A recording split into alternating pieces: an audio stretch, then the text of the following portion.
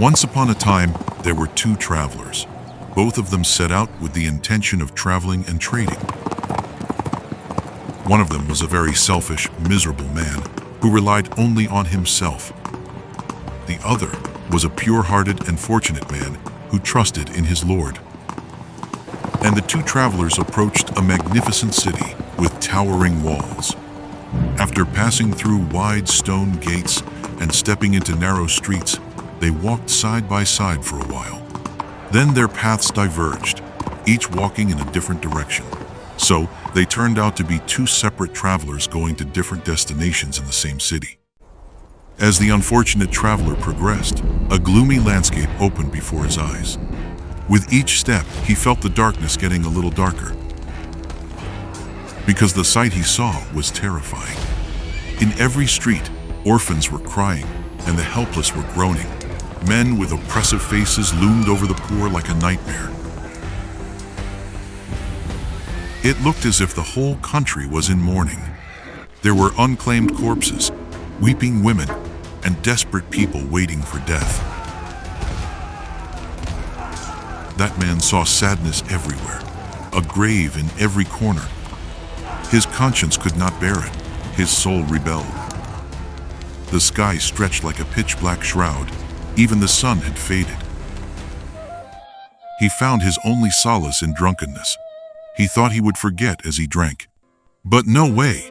Every scream was like a dagger stabbed in his ears. The world had become a dungeon in his eyes. There were no friends or brothers, but only enemies. On the other hand, the fortunate traveler stepped into a completely different realm within the same city. It was like a place of feast. People were smiling and friendly, embracing one another like brothers. The sounds of zikr and takbir rose from every street. It seemed to him that a festival was being celebrated throughout the country. Tables were laid, and everyone was eating and drinking from them. He saw even deaths not as mourning, but as a discharge ceremony. Soldiers who had completed their duty were sent off with joy. New arrivals were welcomed with enthusiasm, as if they were being commissioned. Every sound was either a zikr, a thanksgiving, or a tune of joy. While the previous unfortunate man was saddened and devastated by his own pain and the distress of the people, this fortunate man was happy and relieved by his own joy and the joy of the people. He also earned a good profit and thanked Allah.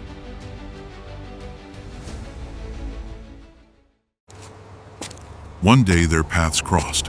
The unfortunate man was sitting with his head bowed and his face pale. The fortunate man approached him and asked, "What is this?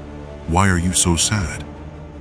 The wretched man described what he had seen: weeping orphans, horrific funerals, the oppressed groaning at the hands of oppressors. "The world has become a house of mourning in my eyes," he said. The fortunate man took a deep breath and said with a smile, "Did you see all this in this city? I was in the same city?" "No, you have deceived yourself with your delusions. The darkness inside you has become a veil over your eyes. You have seen the truth in reverse. This country is not a dungeon, but the property of a just and merciful sultan. Come to your senses and cleanse your heart. Then you will see that this whole world is a zikr house, a festival square." These words struck the heart of the unfortunate man like lightning. The clouds of drunkenness suddenly dispersed and tears flowed from his eyes. With a trembling voice, he said, "Yes, I was mad. May Allah be pleased with you that you saved me from my hellish state." Yes, our parable is over, but the real meaning begins now. So, what does this parable want to tell us? Let's go on. That unfortunate man is the one who does not know Allah or is ignorant of Him. Because of this denial, the palace of his soul had become a dungeon. Because he did not know Allah, and because he was ignorant of the hereafter, the world had turned into a vast house of mourning in his eyes. Every road led to the grave. Every breath turned into a wail. Every joy carried death behind it like a shadow. Every birth was a traveler doomed to be lost. The world seemed to him as a vast square of mourning, where only corpses that were dragged toward the cemetery were gathered. Because he had ignored his Lord, every being was left ownerless and orphaned in his eyes.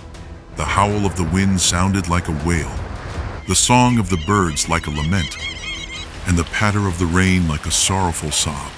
It was as if everything was looking for its owner who had been taken away from it and weeping with despair.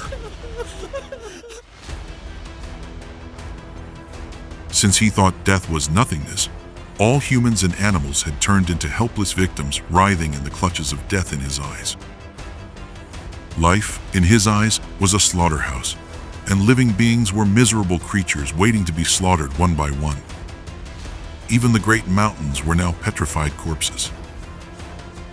The seas, they spoke not with their waves, but with their shroud-like silence. His life had turned into that of a prisoner waiting in the shadow of the gallows. He thought that every calamity that befell him was the result of blind coincidence and merciless causes, not the power of Allah. Because of this delusion, every calamity became a tyrannical executioner in his eyes. A disease seemed to him not a wise test but a cruel torturer. A calamity was not a manifestation of divine wisdom. It was like a bandit leaping out of dark streets, attacking with bloody knives in hand. Each affliction was felt not as a warning from divine mercy, but as a cruel executioner descending upon him with the rattle of chains. And amidst all these scenes, his heart was stuck in a narrow pit because he was deprived of the light of belief, an indescribable emptiness, a burning agony, and a bottomless fear seethed in his chest. That unfortunate person, while still in this world, experienced hell as the price of his denial of Allah. However, that fortunate one was, in fact, a believer. They looked at the same places, but saw completely different things. Because a believer knows Allah and believes in the afterlife. In his eyes, the world is not a house of mourning, but a square of celebration spread out for the Lord's banquet. The sky is not a pitch-black shroud, but a magnificent palace decorated with lamps of mercy. Every newborn child is not a victim thrown into nothingness. He is like a fresh soldier sent on a mission, sent to the field of life, entrusted with a duty, prepared for the journey. Every deceased person is not a prisoner who has fallen into a bottomless void. He is a fortunate one who has completed his duty and is joyfully discharged. As he leaves the barracks of the world, he smiles like a soldier who leaves a trace behind him and runs to the banner of eternal bliss. Misfortunes are not tyrants. They're disguised opportunities for promotion and doors opening to the reward of patience. The believer looks and sees. Every being is an officer in Allah's army. Every particle is like a soldier who submits to the command of power. Every creature is like a soldier who performs his duty meticulously. Not every sound is the empty echo of a coincidence. Some are like a zikr that remembers Allah. Some are like a praise that rises with gratitude. And some are like a hymn that overflows with the love of duty. In the eyes of a believer, the entire universe is a land overflowing with Allah's dutiful creatures. The stars are lamps of light shining in the night's bosom. The sun is a faithful servant warming the earth. The clouds are messengers bearing good tidings from the heavens, bearing gifts laden with mercy.